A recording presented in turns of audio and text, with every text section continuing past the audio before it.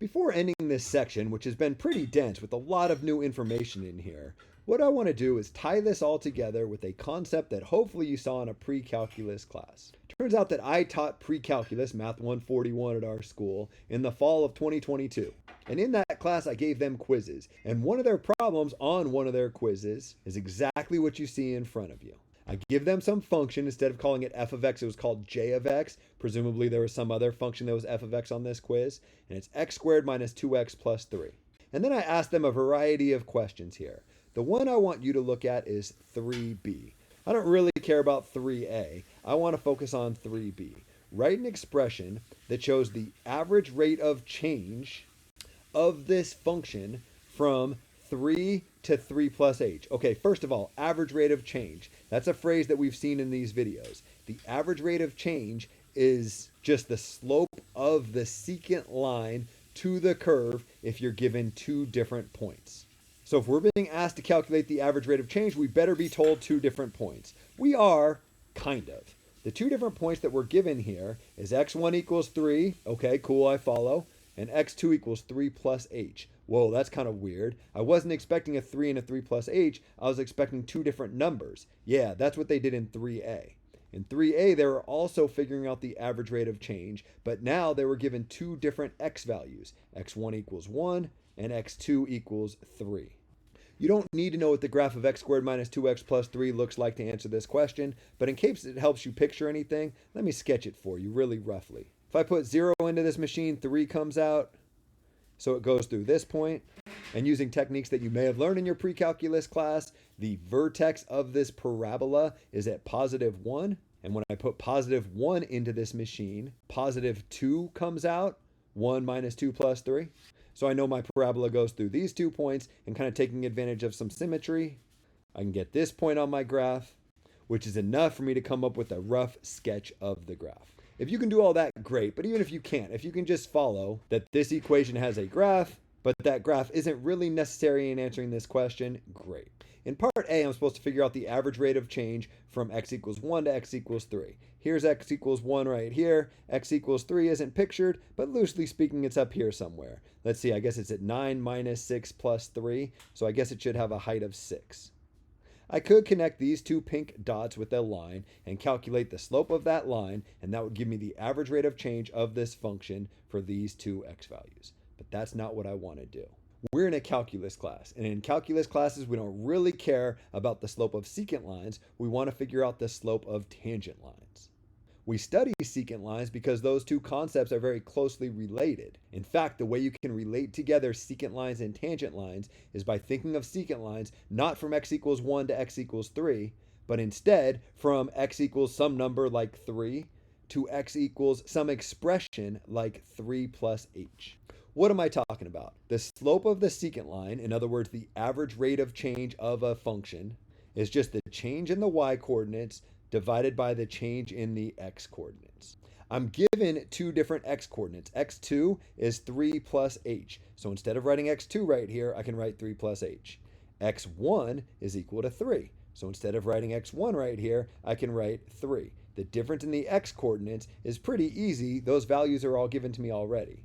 The hard part is figuring out the difference in the y-coordinates. But since we have the equation of the function, figuring out the y-coordinate that corresponds with x1 equals 3 is pretty easy. y1 would just be j of 3. The y-coordinate is just what comes out of this machine when you put the corresponding x-coordinate into the machine. So what is j of 3? We'll copy exactly what you see written right here, except change all the x's into 3's. 3 squared minus 2 times 3 plus 3 is 9 minus 6 plus 3, which is equal to 6. So y1 is 6. In my equation here, where I have y2 minus y1, I can replace the y1 with a 6. What about y2? Well, y2 would be what comes out of this machine when I put x2 into it. But x2 is 3 plus h. So to figure out y2, I need to figure out j of 3 plus h. Well, how do I figure out j of 3 plus h? Well, that's easy. Just copy exactly what you see written right here, except change all the x's into whatever your input is. What's our input? Our input's 3 plus h.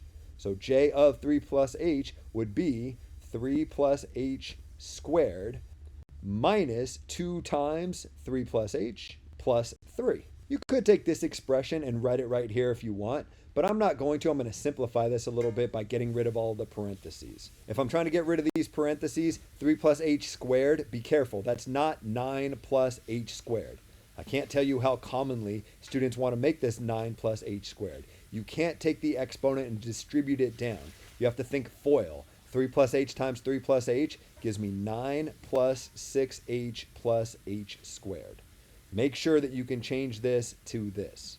I've gotten rid of these parentheses. What about these parentheses? Well, what I got to do is take the negative 2 and distribute it through the parentheses. Be careful. You don't distribute the 2 through the parentheses. You distribute the negative 2 through the parentheses. You get negative 6 minus 2h. It's very common to write this as negative 6 plus 2h, but that's incorrect. If you're going to get rid of these parentheses, distribute the negative 2 and get here. I've gotten rid of all the parentheses, so I can just write my 3, combine like terms, and I'm done. Let's see, if I look for constants, I got 9 minus 6 plus 3. So that sounds like 6. If I look for my terms with have h's in them, I got 6h minus 2h. So I got 4h. And then if I look for my terms that have h squareds in them, it's just this one. So I get plus h squared. This expression, the output to this machine when I put 3 plus h into it, is 6 plus 4h plus h squared. So instead of writing y2 in this formula, I can write 6 plus 4h plus h squared. Write an expression that shows the average rate of change of j from x1 equals 3 to x2 equals 3 plus h. I've done that. Here is that expression. You're like, all right, that was kind of hard. A lot of pushing symbols around, but I guess I can do it.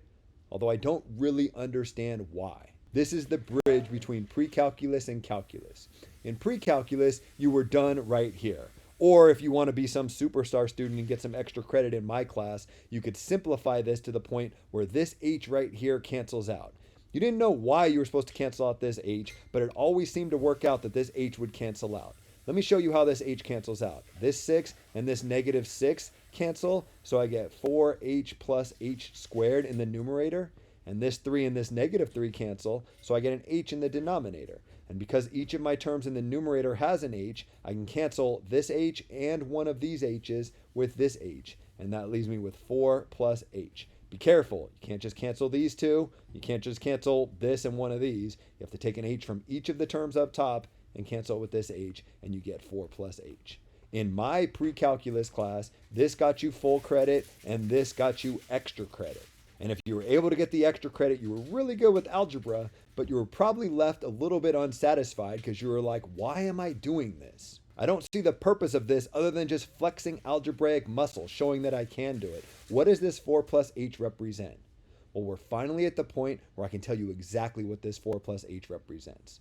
What it represents is the slope of the secant line, because remember, average rate of change talks about the slope of the secant line, between two different points. Which points? 3 and 3 plus h. What is 3 plus h? It's anything you want it to be.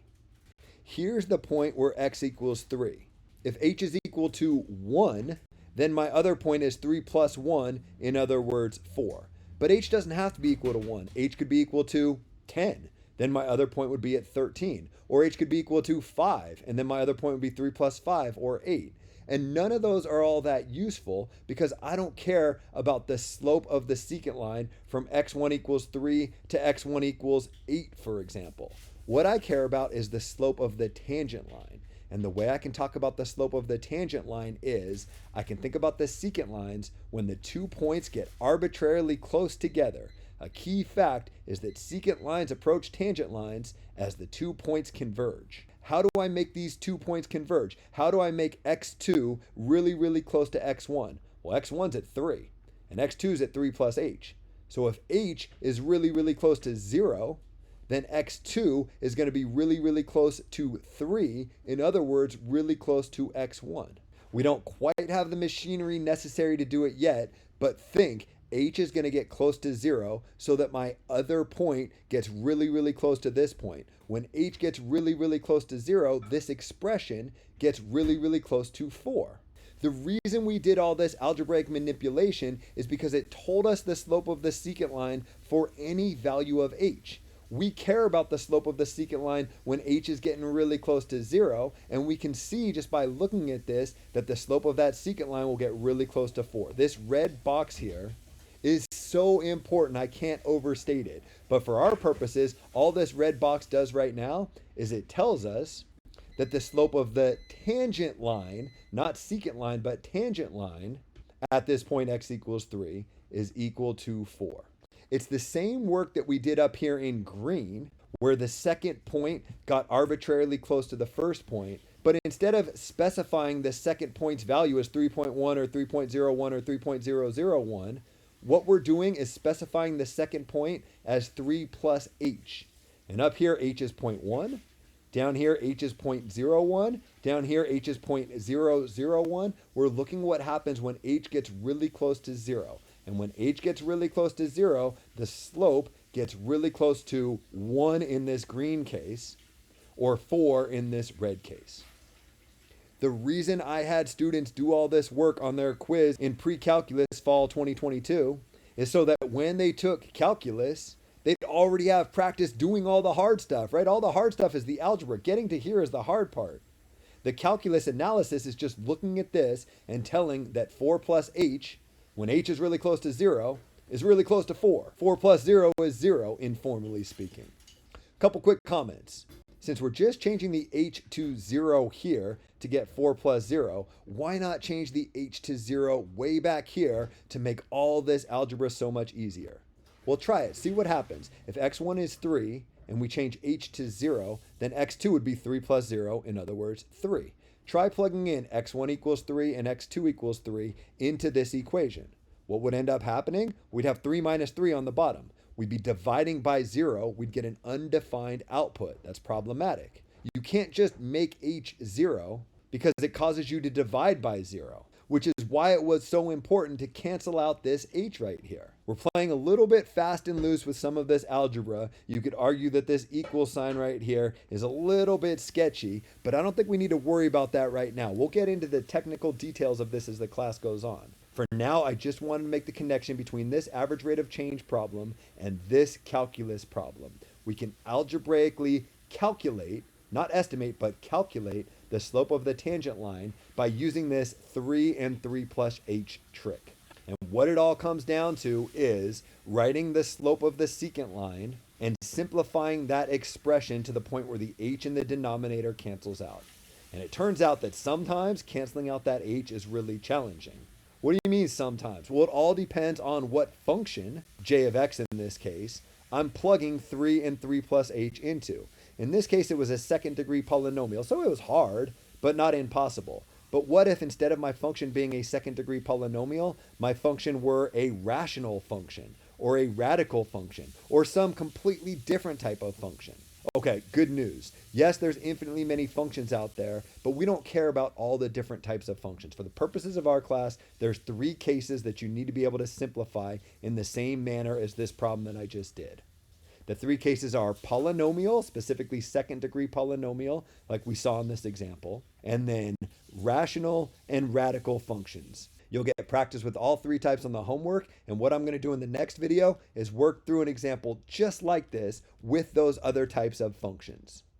We're going to calculate the average rate of change from x equals some number, doesn't matter what number it is, to that exact same number plus h. And then we're going to simplify that to the point where the h in the denominator cancels out so that we can calculate the slope of the tangent line to the curve. 99% of that work was done in pre-calculus when you calculated the average rate of change and simplified to the point where the h cancels out.